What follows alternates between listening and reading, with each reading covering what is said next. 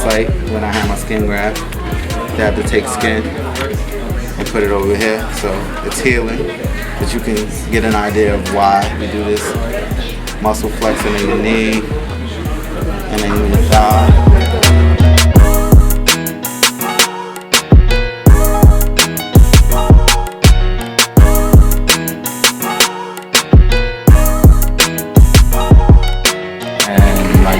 Does not stop.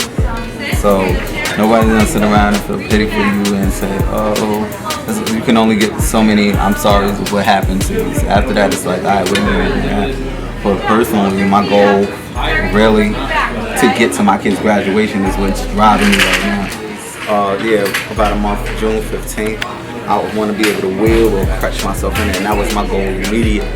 So if it took 3 times a day therapy, or when I was in ICU starting therapy when I didn't have the energy to, those things like you have to keep in the back of your mind. And you showing me people who overcome those things, like who are amputees, starting to see things that they can do.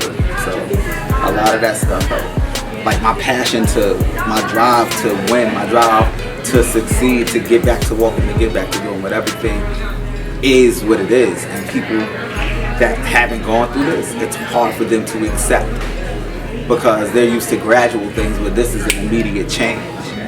So that's one of the struggles and the barriers that I know I'm going to face. Everybody's not going to be on the same wave as me, where I'm progressive. This is new Chris new times.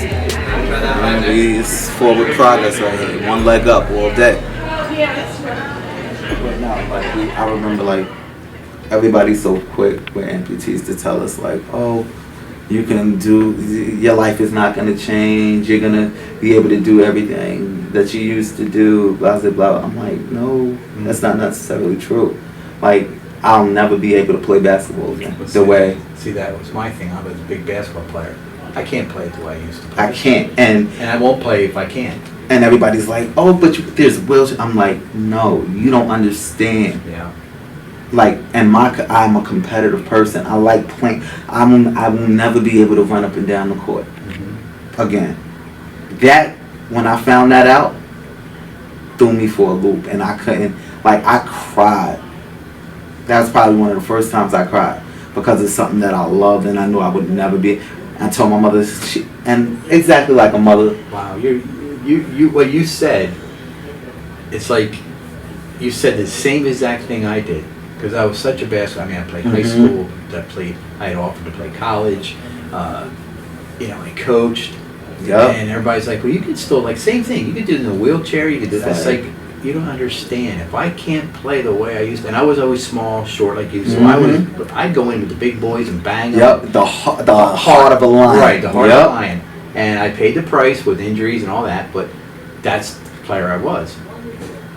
I'm not going to play if I can't play that way. Not the same. No. You can still go shoot around.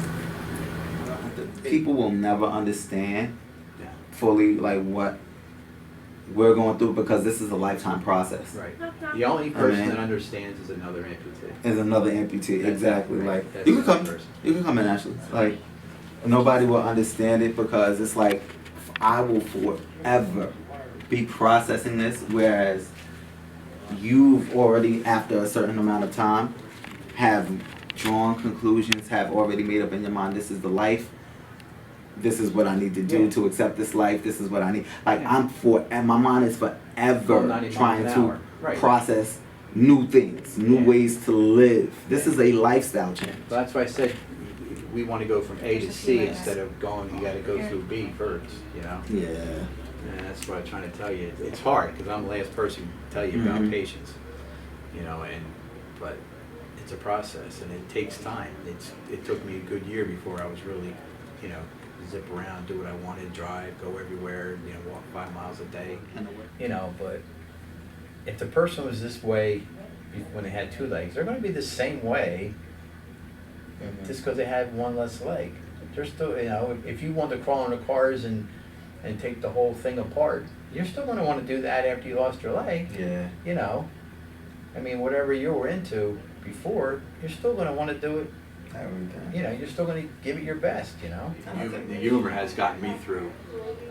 I've always had a good sense of humor, but humor's gotten me through a lot of tough times after I lost my leg. You know, Yeah. that's why you see my tattoo. It's, you know, I'm with Stumpy. I mean, that's just how it, you know, gets me through it. You know.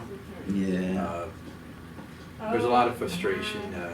Like when I first got it, you know, I know people mean to be nice, but some people, like if you're at a store, everybody like, well, here, let me get that, let me help you. Like, "Nah, I got it. I got it. Yeah, I got it. You know, I know they mean well, but it's like I want to do it myself. You know, Exactly. like you said, if I need help, I'll ask. I'll ask. I don't have any And then problem you have with people it. that take that as, I'm like, how do you get offended because I could Wanna- do, I right. want to do this myself. Right, I want to do it Like- myself. It's like, you know, but the thing that I found awkward was I was at a store and there was this older woman. I would say older. I mean, she was probably my age. You know, I'm 60. She was probably in her 60s. She stared at me from the time I walked in the door, like looking at my leg. And my wife's even like, God, what's she staring at? I mean, she's not. I mean, it's 2000. You know, back then, 2015. I mean, she never saw anybody with a prosthetic before. Yeah. You know, I was like, and it made me feel kind of like, you know, like I had clothes on or something. You know. To me, and Yeah. I think when you're confident within yourself, it creates an atmosphere around for others to be all right with the situation.